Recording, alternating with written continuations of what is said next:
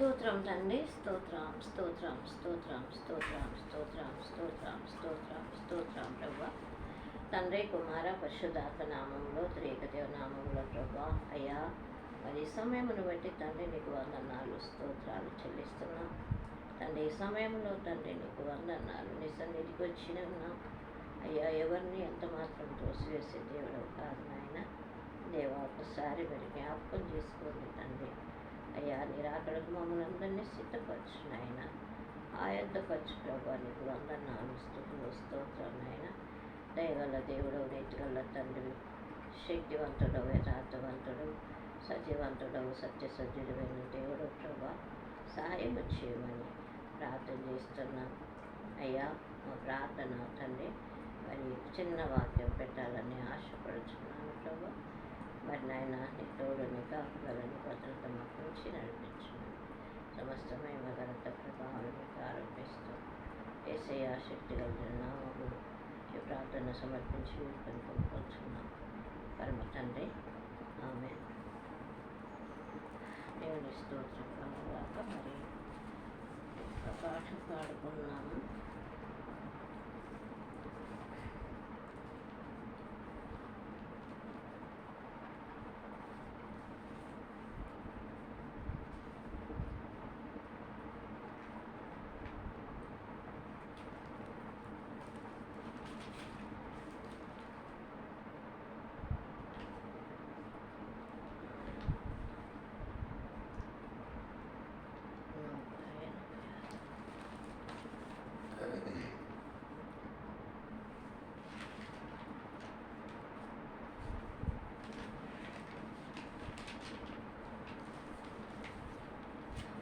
ఇది పూర్తిగా నాకు రాదు కానీ వాట్సాప్ పలకాలని అంతే. ఈరోజు మ్యారేజ్ డేలు జరుపుకుంటున్నా ప్రతి జంటకు. ఇది నేను వారికి గిఫ్ట్గా ఇస్తున్నాను అన్నమాట. దేవుడికి స్తోత్రం. వివాహమన్నది పవిత్రమైనది, కనుడైన దేవుడు ఏర్పరిచినది. వివాహమన్నది పవిత్రమైనది, కనుడైన దేవుడు ఏర్పరిచినది. దేహములో సగభాగముగా, మనుగడలో సహచారినిగా. దేహములో సగభాగముగా, మనుగడలో సహచారినిగా. నారిగా సహకారిగా స్త్రీని నిర్మించినాడు దేవుడు. నారిగా సహకారిగా స్త్రీని నిర్మించినాడు దేవుడు. వివాహమన్నది పవిత్రమైనది, ఘనుడైన దేవుడు ఏర్పరచినది. వివాహమన్నది పవిత్రమైనది, ఘనుడైన దేవుడు ఏర్పరచినది. ఒంటరిగా ఉండరాదని, జంటగా మేలని. ఒంటరిగా ఉండరాదని, జంటగా ఉండమేలని. శిరస్సుగా నిలవాలని పురుషుని నియమించినాడు దేవుడు. శిరస్సుగా నిలవాలని పురుషుని నిర్మించినాడు దేవుడు. వివాహమన్నది పవిత్రమైనది, ఘనుడైన దేవుడు ఏర్పరచినది. దేవునికి అతి ప్రియులుగా ఫలముల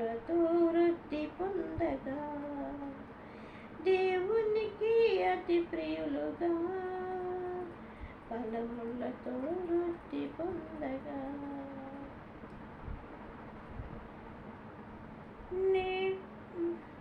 నేరుగా ఉన్న వారిని ఒకటిగా ఇలా చేసినవాడు దేవుడు. వేరుగా ఉన్నవారిని ఒకటిగా ఇలా చేసినాడు దేవుడు. వివాహమన్నది పవిత్రమైనది, ఘనుడైన దేవుడు ఏర్పరచినది. వివాహమన్నది పవిత్రమైనది, ఘనుడైన దేవుడు ఏర్పరచినది. హల్లెలూయా. దేవునికి స్తోత్రం కలుగుగాక. మరి దానికి సంబంధించిన చిన్న వాక్యం కూడా మనం చదువుకుందాం. దేవునికి స్తోత్రం కలుగుగాక. నా పేరు మరి కొడకండ్ల సుజాతమ్మ, నా భర్త సాంబయ్య గారు, లష్కర్ సింగారం, హన్మకొండ వాస్తవ్యులు. దేవుని స్తోత్రం పాట, చిన్న పాట మరి పాడుకున్నాం. మరి చిన్న వాక్యం కూడా పెట్టాలని ఆశపడుచున్నా. దేవునికి స్తోత్రం. మరి ఇక్కడ మనము ఎస్తేరు గ్రంథము 2వ అధ్యాయము 15వ వచనం నుండి 17 వచనాల వరకు చదువుకుందాం. మొర్దెకై తన కుమార్తెగా స్వీకరించుకొనిన తన పినతండ్రి అయిన అబీహాయిలు కుమార్తెయగు ఎస్తేరు రాజునొద్దకు వెళ్ళుటకు వంతు వచ్చినప్పుడు, స్త్రీలను కాయు రాజు యొక్క షండుడైన హేగే నిర్ణయించిన అలంకారం కాక ఆమె మరి ఏమీ కోరలేదు. ఎస్తేరును చూచిన వారందరికీ ఆమె యందు దయ పుట్టెను. ఈ ప్రకారము ఎస్తేరు రాజైన అహష్వేరోషు ఏలుబడి యందు 7వ సంవత్సరమున తేజేతు అను 10వ నెలలో రాజనగర్లోనికి అతని యొద్దకు పోగా, స్త్రీల అందరికంటే రాజు ఎస్తేరును ప్రేమించెను. కన్యకలందరికంటే ఆమె అతని వలన దయ దాక్షిణ్యమును పొందెను. అతడు రాజ్య కిరీటమును ఆమె తల మీద ఉంచి ఆమెను వస్తికి బదులుగా రాణిగా నియమించాను. దేవుడు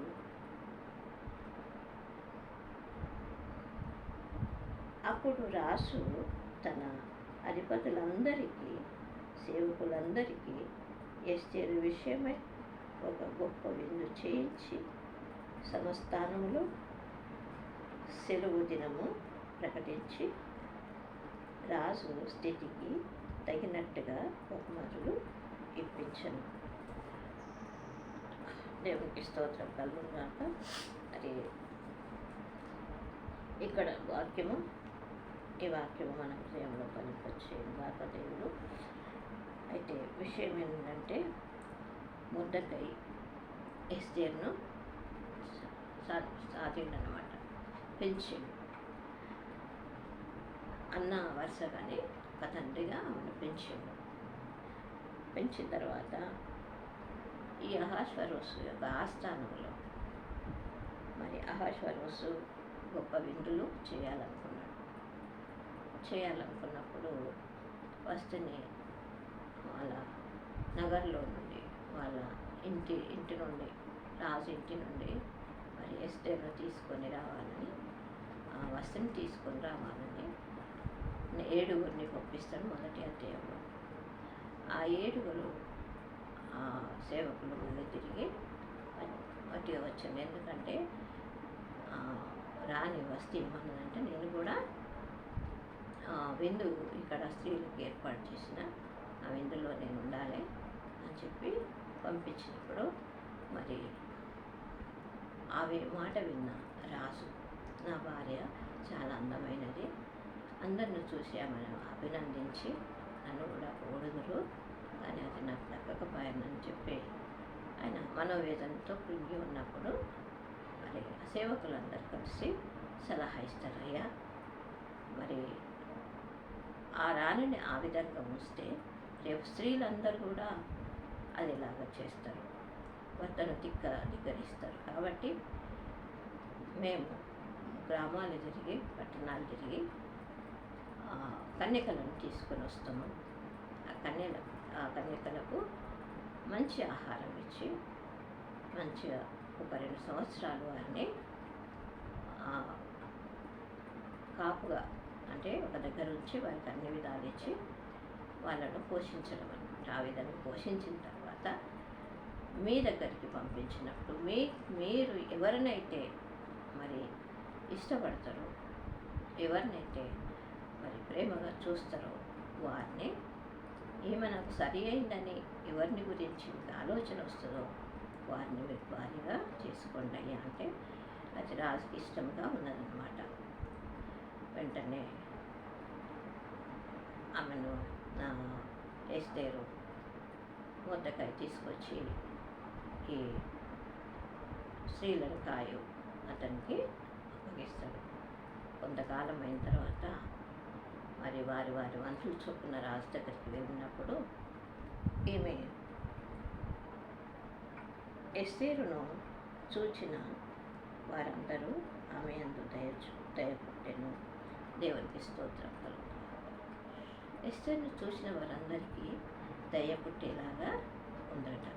అంటే ఆమె ప్రవర్తన కానీ, ఆమె చూపు కానీ, ఆమె మాటల్లో కానీ ఒక మంచితనము ఉందన్నమాట. కాబట్టి అందరికీ దయ పుట్టింది. తర్వాత అహష్వేరోషు ఏలుబడి యందు ఈ ప్రకారము ఎస్తేరు రాజైన అహష్వేరోషు ఏలుబడి యందు 7వ సంవత్సరము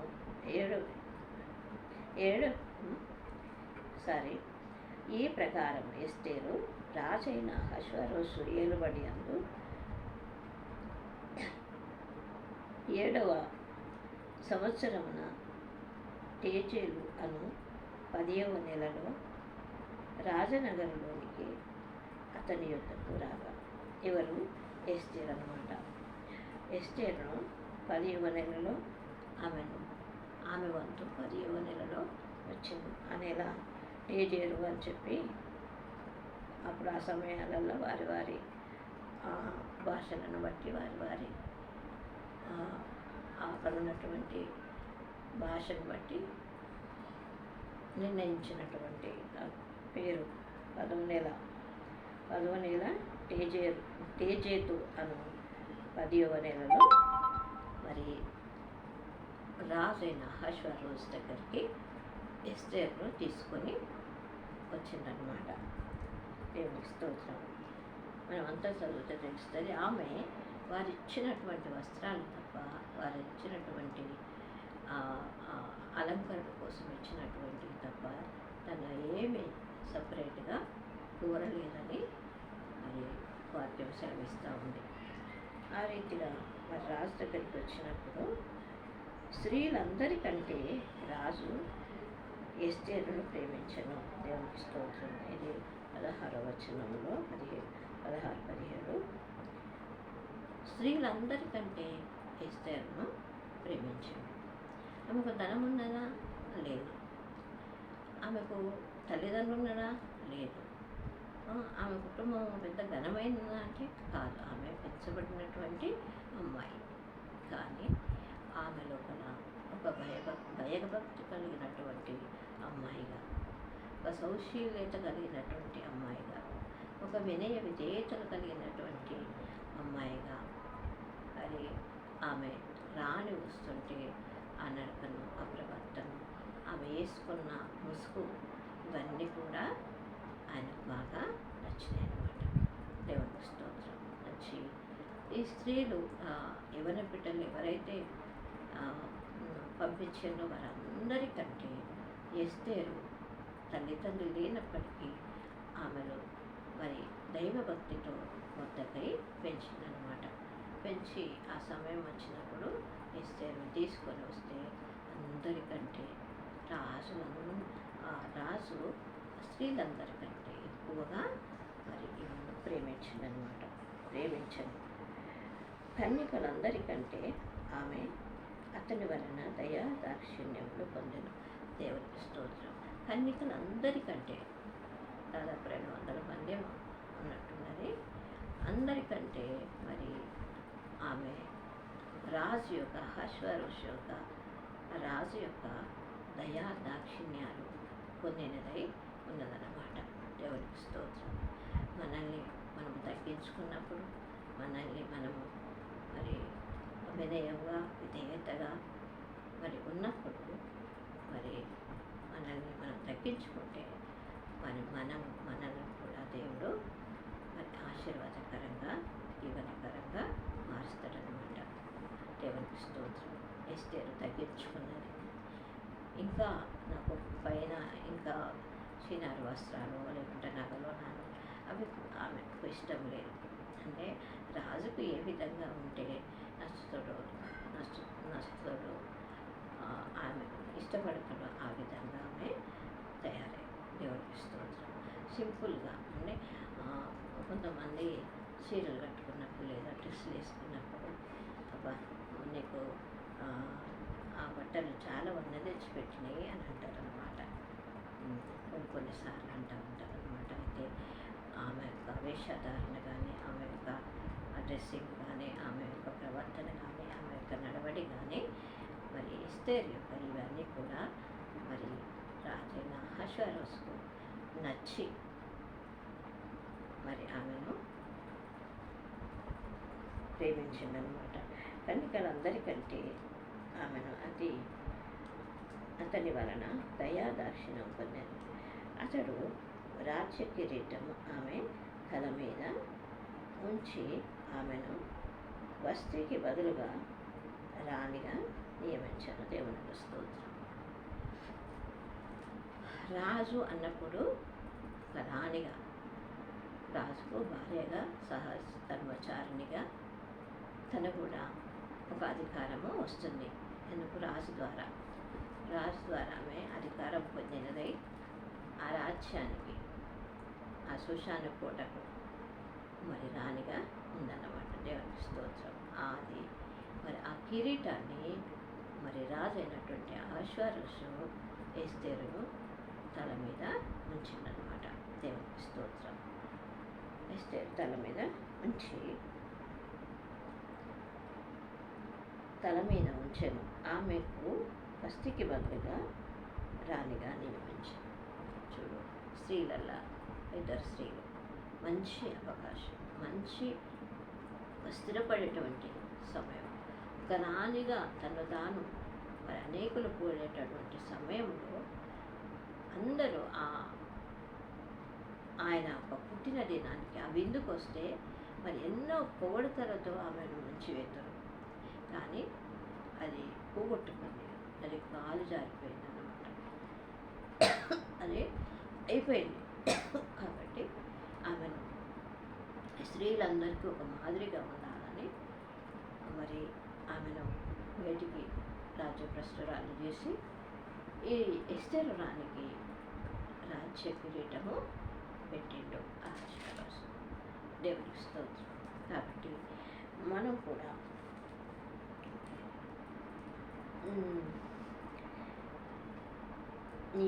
వస్తికి బదులుగా ఆమెను రాణిగా నియమించాను.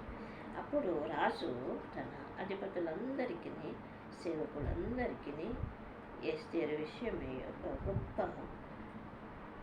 విందు చేయించి సంస్థానములలో సెలవు దినము ప్రకటించి రాజు స్థితికి తగినట్టుగా బహుమతులు ఇప్పించాను. దేవునికి స్తోత్రం. ఏం చేసిండో మనకు ఒక సంతోషకరమైనటువంటి జీవితాన్ని కలిగి ఉన్నాడు ఇప్పుడు. ఎందుకంటే తనకు తగినటువంటి భార్య వచ్చింది కాబట్టి తన ఆనందాన్ని మరి ఆ పూటలో పంచుకోవడానికి విందు చేసి మరి వారికి తగినట్టుగా తన ఉద్యోగానికి అంటే తనకున్నటువంటి ఆ అధికారానికి తగినట్టుగా బహుమతులు కూడా ఇచ్చిందనమాట. దేవునికి స్తోత్రం. బహుమతులు ఇచ్చి అందరినీ సంతోషపరిచిందనమాట. దేవునికి స్తోత్రం. కాబట్టి మనం కూడా మరి దేవుని యొక్క అడుగుజాడల్లో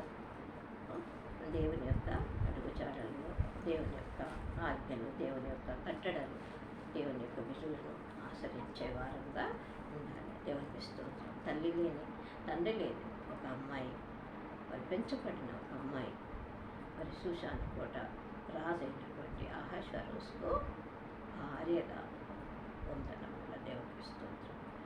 అక్కడ రాణిగా ఆమె పరిగణించబడ్డది.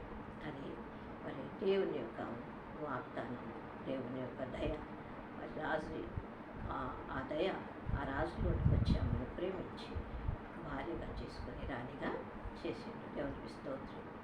కాబట్టి మనం రాణులం కాకపోవచ్చు, కాకపోతే మనకు దేవుడిచ్చే జ్ఞానంతో మన కుటుంబాలను కట్టుకోవడం, మన సంఘంలో ఒక తలగా ఉండడం, ఇలా ఉండడం వల్ల మరి దేవుని ఆశీర్వాదాలు, దేవుని దీవెనలు మన మీదకి వస్తాయని మరి ఈరోజు ఎవరైతే మ్యారేజ్ జరుపుకుంటున్నారో, ఎవరైతే మరి వినోదాలు చేసుకుంటున్నారో వారందరికీ మరి ఇది నేను కానుకగా ఇస్తున్నా. దేవుని స్తోత్రం. ప్రార్థన చేసుకున్నాను. దేవుడి పరిశుద్ధ వాక్యమును మన హృదయంలో దీవించను కాక, ఫలింపచేయను కాక. ఆమె స్తోత్రం నాయన. తండ్రి, కుమార, పరిశుద్ధాత్మ నామంలో, త్రికదేవ నామంలో ప్రభా అయ్యా ఒక్కసారి మీరు మమ్మలను తండ్రి జ్ఞాపకం చేసుకున్నందుకు వందనాలు. ఏదైనాము తండ్రి మరి వారి ఏ విధంగా ఉండాలని అయ్యా నీకు వందనాలు. స్తోత్రం నాయన. వాక్యం ద్వారా మాట్లాడినావు, అందరిని బట్టి నీకు వందనాలు అయ్యా. మరి తండ్రి హృదయ గర్వము వస్తుని రాజ్యభ్రష్టురాలుగా చేసింది. హృదయములో తగ్గించుకొని వినయ విధేయతలు కలిగి ఉన్నటువంటి రాణికి దయాదాక్షిణ్యము రాజు ద్వారా పొంది ఆ రాజ్యానికి రాణిగా నియమింపబడింది. దేవునికి స్తోత్రం. కాబట్టి నాయన ప్రతి స్త్రీ కూడా తండ్రి వినయ విధేయతలు కలిగి తల్లిదండ్రిని మరి అన్నదమ్ములను అక్క చెల్లెలను ప్రేమించి తన భర్త దేశమానుడిగా తండ్రి అయ్యా మరి తండ్రి ఒప్పుకొని మరి దేవునికి విధేయులుగా ఉండనట్లు తండ్రి నీకు చూపించండి. దేవానికి వందనాలు. సహాయం చేయండి తండ్రి అయ్యా. నీ పరిశుద్ధత అయ్యా మాకు దయచేయమని మా నిమిత్తము తండ్రి ప్రభా మీరు దీవారాత్రులు నాయన మరి పుణ్యంగా నిద్రపోక తండ్రి మీరు కాపాడుతున్నారు. అందరిని బట్టి నీకు వందనాలు అయ్యా. సమయం వ్యర్థంగా పోనీయక సద్వినియోగం చేసుకునొచ్చు. అజ్ఞానుల వల్ల కాకుండా జ్ఞానుల వల్ల నడుచుకునే భాగ్యం మాకు దయచేయమని అయ్యా. నీ చిత్తమైతే నిరాకరకు మమ్మల్ని సిద్ధపరిచి ఆయుధపరచమని అయ్యా. వస్త్రీలాగా తాను తగ్గించుకొని మరి వినయ విధేయతలు కలిగి ముందుకు సాగునట్లు సాయం చేయమని మరి తనను ప్రేమించిన రాజును బట్టి కూడా ఎస్తేర్ను బట్టి కూడా అయ్యా మరి అయ్యా మీకు స్తోత్రములు చెల్లిస్తున్నాం. మిమ్మల్ని కీర్తిస్తున్నాం, మిమ్మల్ని కనపరుస్తున్నాం తండ్రి. సాయం చేయండి. ఈ సమయం దీనురాలను, విధవరాలను, వికలాంగురాలను ప్రభు అయ్యా, వృద్ధురాలను ప్రభు అయ్యా. నీ నాళ్ళు నన్ను కాపాడుతున్నావు అంటే కేవలం నీ ఉచితమైన కృప, నీ శాశ్వతమైన ప్రేమ. దేవా ఏమిచ్చుకోగలను నాయన, ఏమిచ్చినా అది ఏ పాటిది నాయన.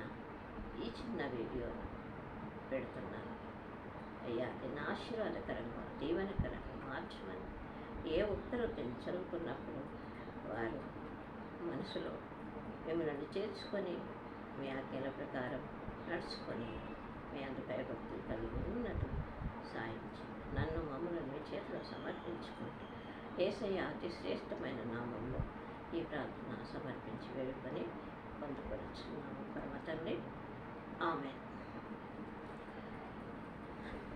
దేవునికి స్తోత్రం కలుగునాక.